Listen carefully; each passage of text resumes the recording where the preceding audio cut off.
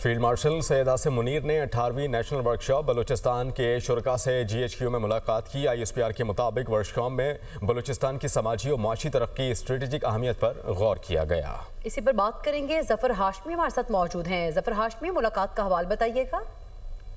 Ji, chief of army staff chief of defence forces field marshal Syed Asim Munir से आज general headquarter में बलूचिस्तान से मुतालिक 18वीं जो नेशनल वर्कशॉप है उनके शुरका ने मुलाकात की और वर्कशॉप का मकसद बलूचिस्तान की समाजी व माशी तरक्की और पाकिस्तान के लिए इसकी स्ट्रेटेजिक अहमियत का जायजा लेना था।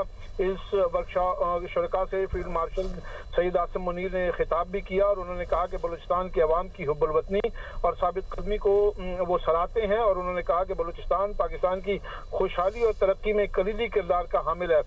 फील्ड मार्शल ने कहा कि वफाकी और सूबाई हुकूमतों की जानिब से जारी अवाम दोस्त इकदाम जो हैं वो काबिल तारीफ हैं और ये इकदाम सूबे के समाजी और माशी हालात बेहतर बनाने और इसके वसी माशी वसाइल को अवाम के फायदे के लिए बरूए कार लाने के लिए किए जा रहे हैं। आर्मी चीफ ने मजीद कहा कि सिविल सोसाइटी के मुस्बत किरदार को वो सराहते हैं और प्रोपेगेंडा। बहुत शुक्रिया जफर हाशमी, आप हमें आगाह कर रहे थे।